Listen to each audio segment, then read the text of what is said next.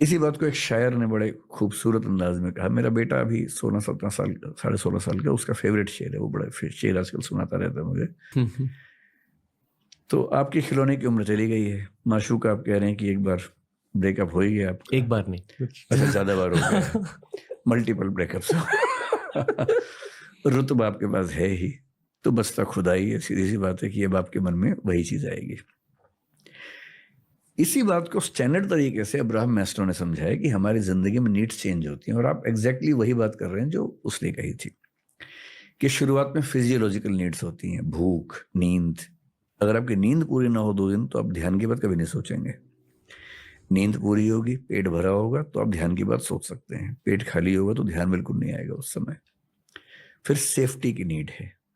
आप यहाँ हैं, आसपास 3 लोग चाकू लेके खड़े हैं, ध्यान बिल्कुल दिमाग में नहीं आएगा। पहले सेफ्टी चाहिए, तो फिजियोलॉजिकल पूरा हो जाए, सेफ्टी पूरी हो जाए, फिर प्रेम चाहिए जीवन में। प्रेम नॉट एग्जैक्टली कि अपोजिट सेक्स वाला प्रेम ही चाहिए, पेरेंट्स का भी हो सकता है, दोस्तों का भी हो सकता है, उसकी भी नीड रहती है। इसलिए आप देखेंगे लोग अपने 20 से 30 की उम्र में करियर ओरिएंटेड इतने ज्यादा होते हैं कि दोस्तों को भूल जाते हैं, क्योंकि उस सेफ्टी की नीड पे फोकस होते हैं, और सेफ होते ही दोस्तों को याद करते हैं वापस कि यार कहाँ हो, फिर बैठते हैं, क्योंकि अब उनको प्रेम चाहिए, मित्रता चाहिए। प्रेम के बाद होता है एस्टीम, इज्जत, रुतबा, जो आपको बहुत जल्दी मिल गया। कई लोगों को ताउम्र नहीं मिल पाता है, किसी को लेट मिलता है।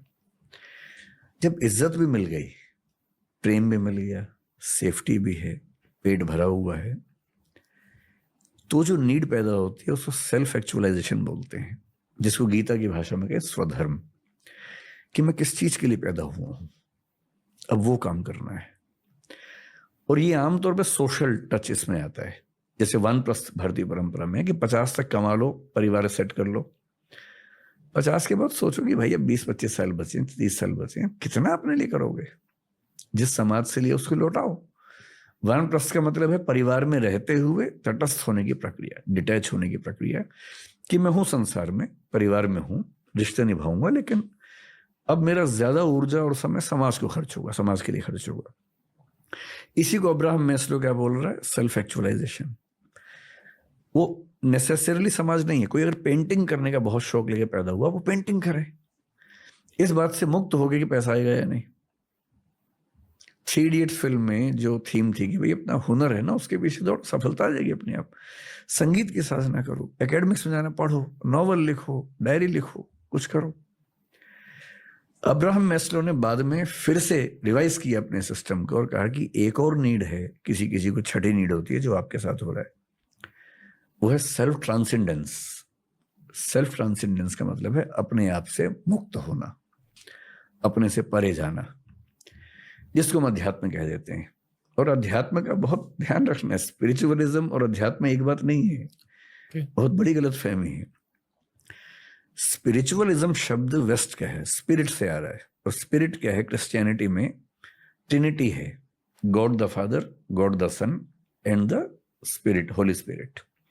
गॉड द फादर गॉड है, गॉड द सन जीसस है, और होली स्पिरिट वो चेतना है, जैसी चेतना हर ह्यूमन बीइंग को लेके आनी है। स्पिरिचुअलिज्म का बेसिक मतलब है अपने स्पिरिट को होली स्पिरिट से कनेक्ट करना। So that is basically religious belief in Christianity. अध्यात्म वो नहीं है, ये अधि आत्म है। आत्म का मतलब एक सेंस में होता है मैं, एक सेंस में आत्मा होता है। अधि मतलब उससे बड़ा, मैं से बड़े स्तर पर जाने की यात्रा है। वो यात्रा समाज से भी हो सकती है कि अब मैं सिर्फ अपने बारे में क्यों सोचूंगा, समाज के बारे में सोचूंगा, देश के बारे में सोचूंगा। That is as good as अध्यात्म। लेकिन उसी में अगला स्तर आता है कि मैं इस पूरी प्रकृति के साथ एक क्यों ना हो जाऊं, और पूरी प्रकृति ही क्यों, उसके बियॉन्ड भी